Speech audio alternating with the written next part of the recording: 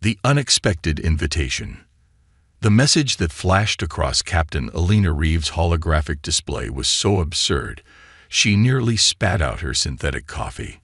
The U.S. Horizon, Earth's premier interstellar vessel, had just received an invitation that seemed more like a practical joke than a diplomatic communiqué. They want us to do what? Lieutenant Commander Zach Chen's voice crackled through the ship's internal comm system, a mixture of disbelief and amusement evident in his tone. Alina ran a hand through her short, silver-streaked hair, her green eyes scanning the message for the third time. Apparently, the Galactic Council is hosting a cultural exchange program at their prestigious academy.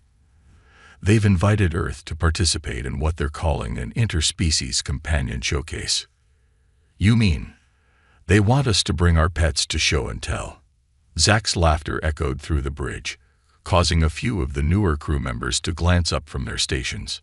That's exactly what they want, Alina confirmed, a wry smile tugging at the corners of her mouth. The council seems to think this will help improve our, how did they put it, somewhat intimidating reputation as Deathworlders. The term Deathworlder had been coined by the galactic community shortly after Earth's introduction to interstellar society.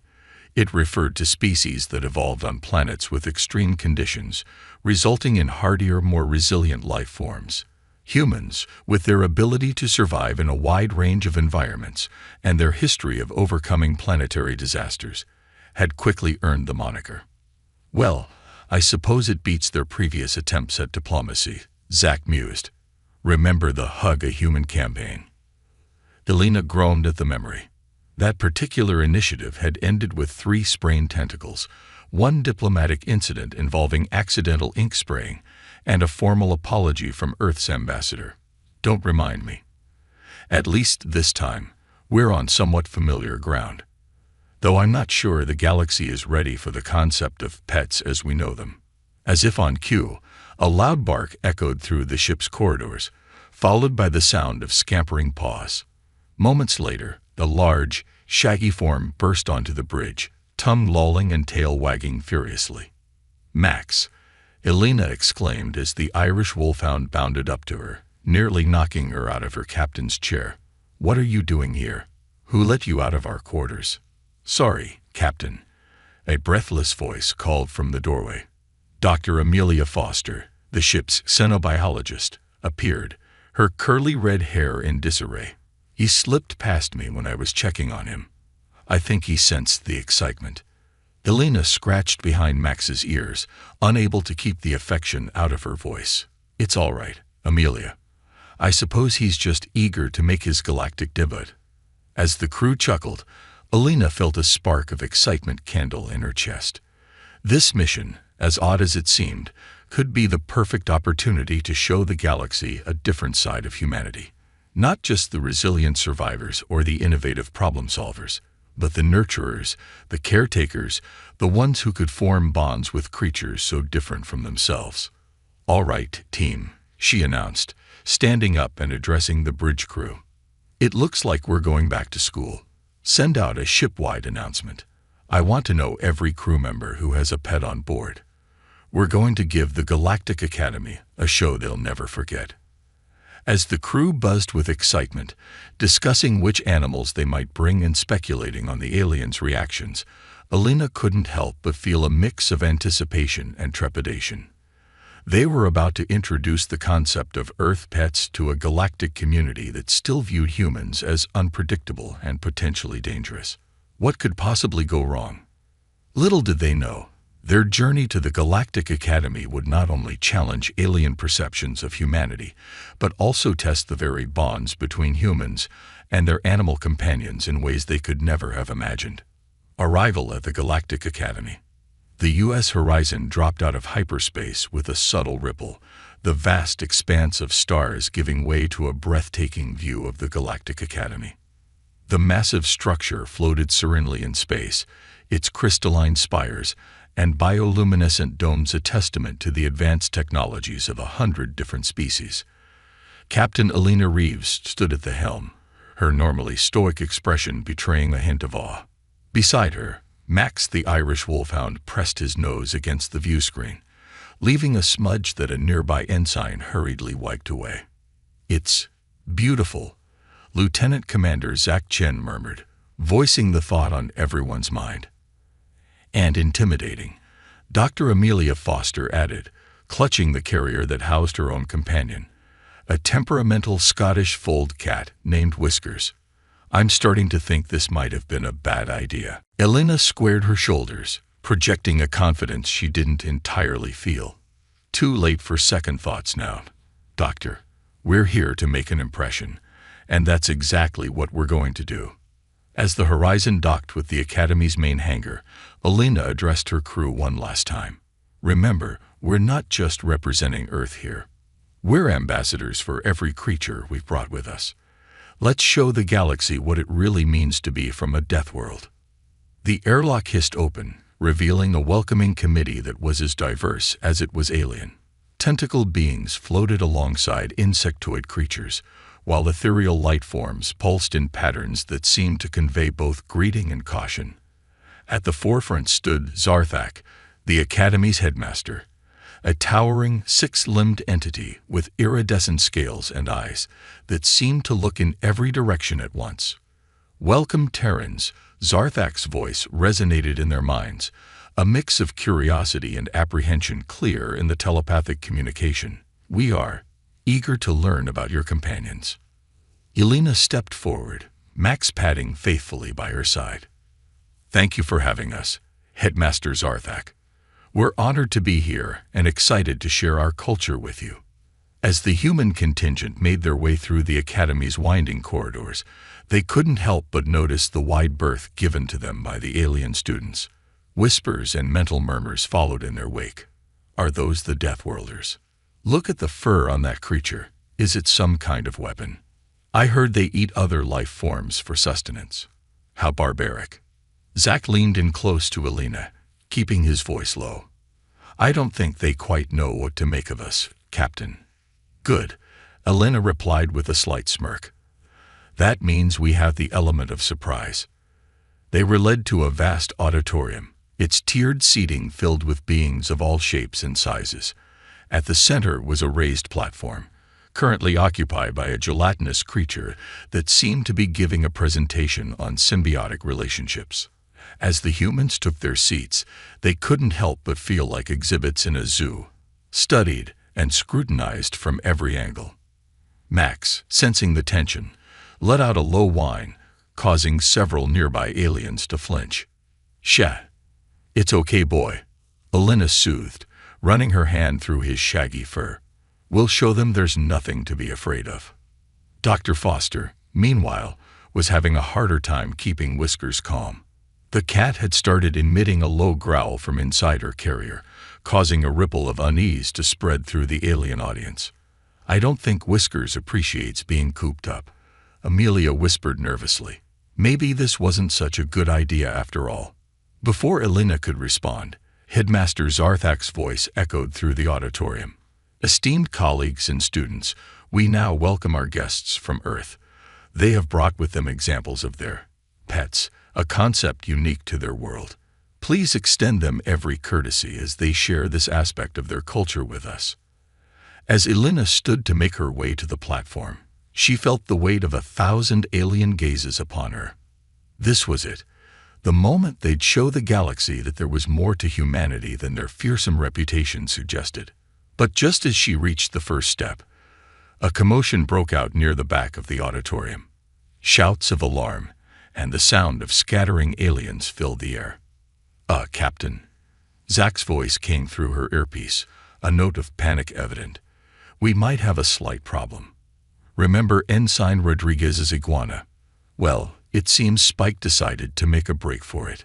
Elena closed her eyes, taking a deep breath. So much for making a good first impression. As chaos erupted around them, she realized that introducing Earth's wildlife to the galaxy was going to be far more challenging and potentially disastrous than any of them had anticipated. The cultural exchange was off to a rocky start, and it was up to Elena and her crew to turn this potential diplomatic nightmare into a triumph for human-alien relations. As she turned to face the panicked audience, Alina steeled herself for what was sure to be the most unusual and important presentation of her career. The wild showcase. As chaos unfolded in the auditorium, Captain Alina Reeves knew she had to act fast. Spike the iguana was on the loose, alien students were scattering in panic, and the carefully planned cultural exchange was teetering on the brink of disaster. Zach, Amelia. Alina's voice cut through the commotion. Contain Spike. Everyone else, keep your companions calm and in place. We're going to turn this around. With a deep breath, Alina strode confidently to the center of the platform. Max, sensing his human's determination, fell into step beside her, his tail held high. Esteemed members of the Galactic Academy. Alina's voice boomed, amplified by the room's acoustics. The pandemonium gradually subsided as curious alien eyes turned towards her. What you've just witnessed is not a threat, but an opportunity. An opportunity to understand the unpredictable, adaptable nature of Earth's life forms, including us humans. As she spoke, Zach and Amelia managed to corner Spike. The iguana, realizing the game was up, allowed himself to be scooped up by a relieved Ensign Rodriguez. Alina continued, a wry smile on her face. Life on Earth is diverse, sometimes chaotic, but always fascinating. Our animals, like us, have evolved to survive in ever-changing environments. This has made them, and us, incredibly resilient and adaptable. She gestured to Max, who sat obediently at her side. This is Max, an Irish wolfhound. On Earth, dogs like Max have been our companions for thousands of years. They've worked alongside us, protected us, and become part of our families. To demonstrate, Alina gave Max a hand signal. The massive dog immediately lay down, rolled over, and then sat up, looking at the alien audience with friendly curiosity. A collective gasp rippled through the crowd. As you can see, Alina explained, Earth animals are capable of understanding complex commands and forming deep bonds with humans. This ability to communicate across species lines has been crucial to our survival and development as a civilization. Encouraged by the audience's growing interest, Alina invited her crew members to present their companions one by one. Dr. Foster stepped forward with Whiskers, who had finally calmed down. This is a domestic cat, Amelia explained, her scientific curiosity overtaking her earlier nervousness. Cats are independent creatures, known for their agility and hunting prowess. They've been living alongside humans for millennia, keeping our dwellings free of pests and providing companionship. As if on cue, Whiskers let out a soft meow and began to purr, the sound amplified by the auditorium's acoustics. Several alien students leaned forward, captivated by the soothing noise. Next came Ensign Rodriguez with the now docile Spike. Iguanas are reptiles, cold-blooded creatures that have survived on Earth for millions of years, he explained, his earlier embarrassment forgotten in the face of the aliens' fascination. They're a reminder of the ancient creatures that once ruled our planet, and of life's incredible ability to adapt and evolve.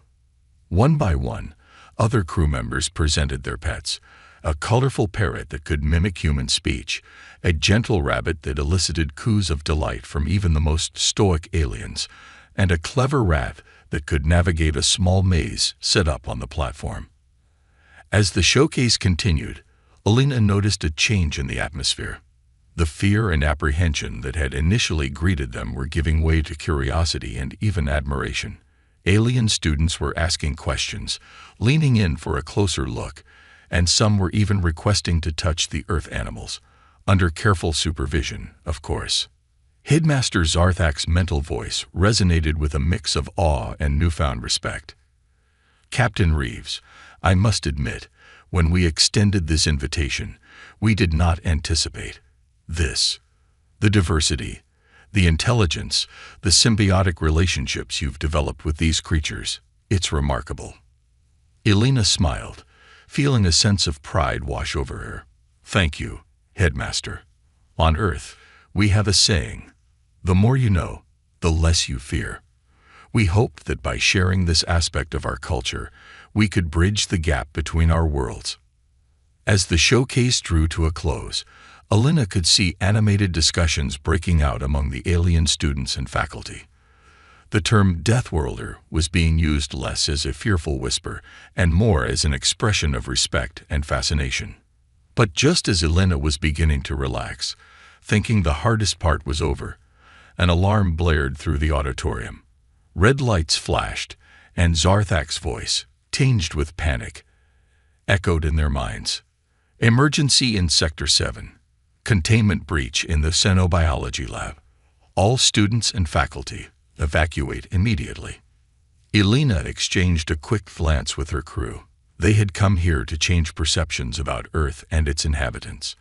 Now, it seemed, they would have a chance to prove their worth in a crisis. "All right, team," Alina said, her voice firm and decisive. "Looks like this cultural exchange just got a lot more hands-on. Let's show them what Earthlings and their animal companions can really do." As they rushed towards the source of the alarm, Alina couldn't help but think that this was turning out to be far more than a simple show and tell. It was becoming a test of everything that made humans and Earth animals unique in the galaxy: their adaptability, their courage, and their unwavering spirit in the face of the unknown. Crisis and cooperation.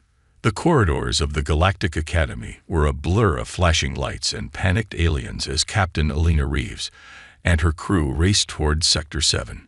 Max loped alongside Alina, his ears perked and alert. Behind them, the rest of the human team followed, each accompanied by their animal companions. "Any idea what we're dealing with, Headmaster?" Alina called out to Zarthak, who was gliding swiftly beside them.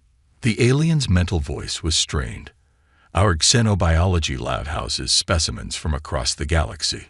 One of our more volatile subjects has escaped containment. It's a neurovoric shade from the Cygnus system, a predator that feeds on neural energy." Dr. Foster's eyes widened. "A creature that eats thoughts. Fascinating and terrifying." As they rounded a corner, they came face to face with the chaos. Alien students were fleeing in all directions, some clearly disoriented. In the center of the hallway stood a shimmering, semi-transparent being that seemed to shift and twist, defying the laws of physics. "That's it," Zarthak confirmed. "The shade. It's already started feeding." Alina assessed the situation quickly. "Zach, Amelia, help evacuate the remaining students. Rodriguez, see if you can access the lab's containment systems. The rest of you, form a perimeter. We need to keep this thing contained until we can figure out how to stop it." As the team sprang into action, Alina noticed something peculiar. While the alien students seemed susceptible to the shade's neural feeding, her human crew appeared unaffected. Even more surprisingly, their animal companions showed no signs of distress. "Headmaster," Alina called out, "why isn't it affecting us or our animals?" Zarthak's mental voice was filled with wonder. "Incredible. Your neural patterns must be too alien for it to process. And your animals, their minds are too different, too simple perhaps." An idea began to form in Alina's mind. Too simple or too pure? She turned to her crew. "Everyone, focus on your bond with your animals. Think about the trust, the companionship." As the humans concentrated, something remarkable happened. The animals began to react. Max started barking, his deep, resonant woofs echoing through the corridor. Whiskers arched her back and hissed, fur standing on end. Spike the iguana inflated his dewlap, making himself appear larger. The neurovoric shade seemed to recoil, its shimmering form rippling in apparent distress. "It's working," Alina exclaimed. "The pure emotional connections we share with our animals. It's overwhelming the shade's senses." Encouraged, the rest of the crew joined in. The parrot began squawking. The rabbit thumped its powerful hind legs, and the rat squeaked defiantly.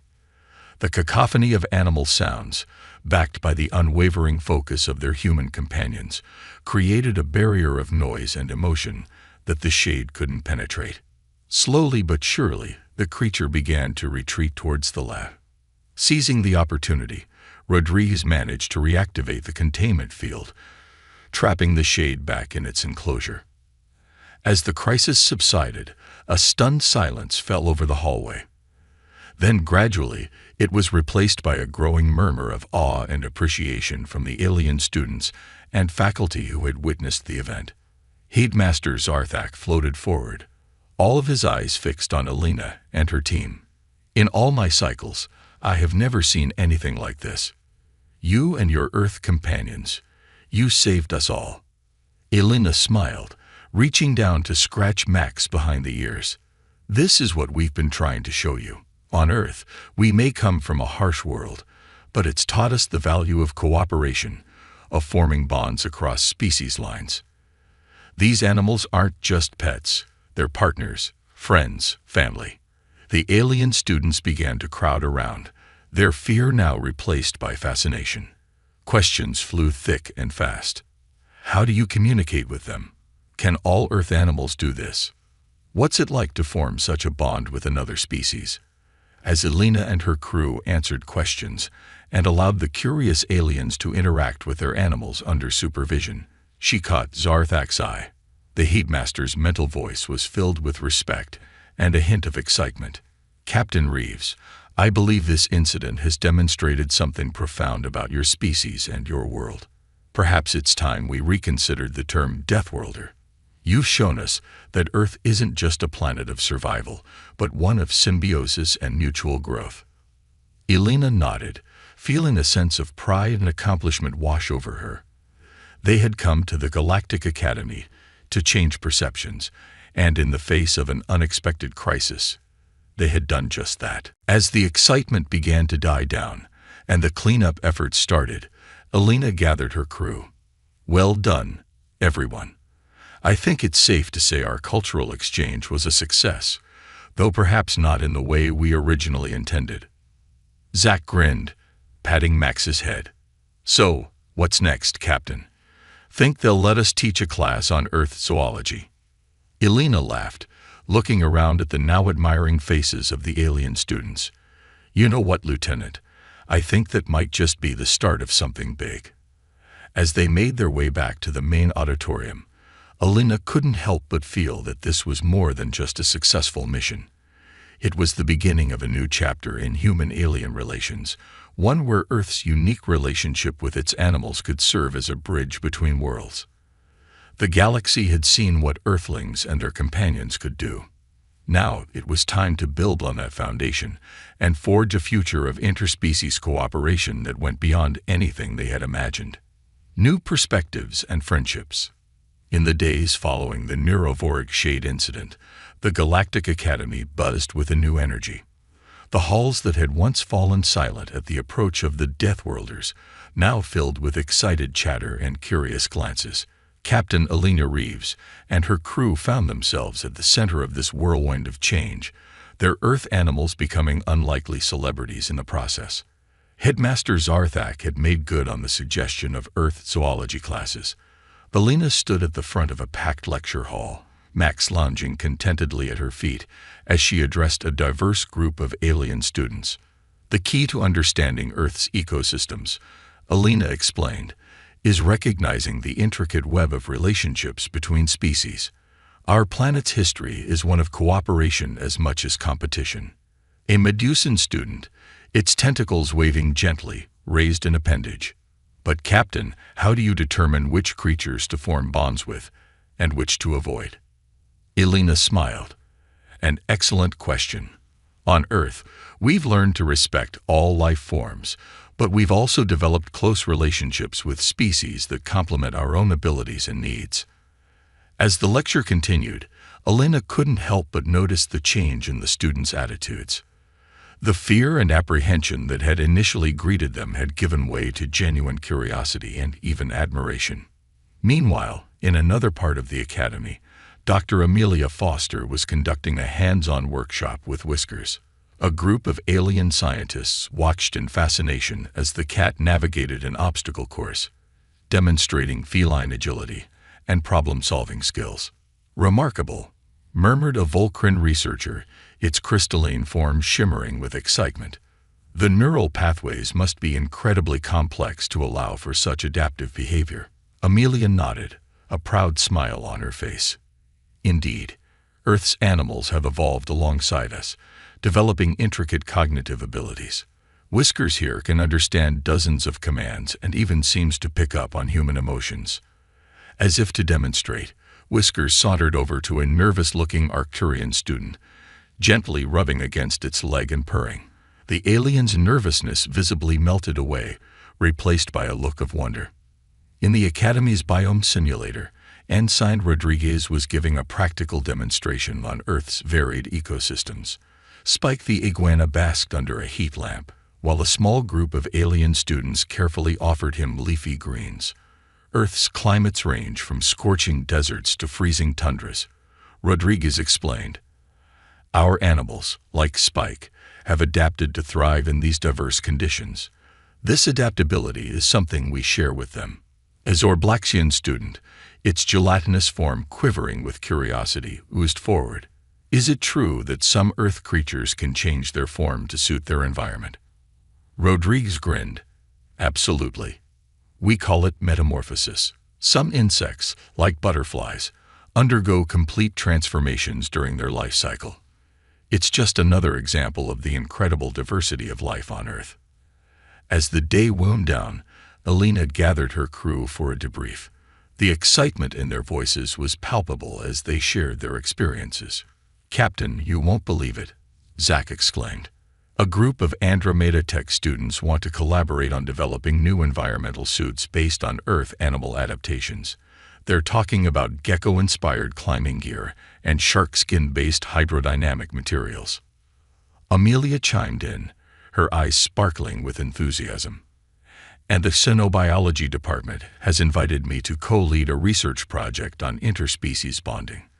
They're fascinated by the psychological benefits of human-animal companionship. Alina felt a surge of pride. What had started as a simple cultural exchange had blossomed into something far greater, a paradigm shift in how the galaxy viewed Earth and its inhabitants. As they made their way to the farewell ceremony, Alina noticed something that made her pause. A young Rigelian, a species known for their deep-seated fear of unfamiliar life forms, was tentatively petting Max. The massive dog sat patiently, his tail wagging gently, as the alien child's initial trepidation gave way to delight. Headmaster Zarthak glided up beside Alina, his mental voice warm with admiration. You've done more than showcase your animals, Captain Reeves. You've taught us all a valuable lesson about overcoming our fears and embracing diversity. Alina nodded, watching as more alien students gathered around, each eager to interact with the Earth animals. That's the beauty of it, Headmaster. These bonds we form. They're not just between humans and animals. They're bridges connecting different worlds, different species. They show us that no matter how alien we might seem to each other, we can always find common ground. As the farewell ceremony began, Alina looked out at the sea of alien faces, no longer filled with fear, but with respect, curiosity, and even affection. She realized that they had achieved something profound. They had not only changed the galaxy's perception of Earth and its inhabitants, but had also opened up new avenues for interstellar cooperation and understanding. The term Deathworlder still lingered, but its meaning had shifted. Now, it was spoken with a hint of awe, a recognition of the unique strengths and perspectives that humans and their animal companions brought to the galactic community. As the U.S. Horizon prepared for departure, Alina knew that this was just the beginning. The cultural exchange had sown the seeds of countless collaborative projects, research initiatives, and most importantly, friendships that spanned the stars. Earth's animals had done more than just showcase their abilities. They had become ambassadors of a new era of interspecies harmony. And as the Horizon jumped to hyperspace, carrying its human crew and their faithful animal companions, Alina couldn't help but feel that the future of human-alien relations was brighter than ever. The galaxy had learned that on Earth, life found a way not just to survive, but to thrive through cooperation and mutual understanding. It was a lesson that would resonate across the cosmos for generations to come.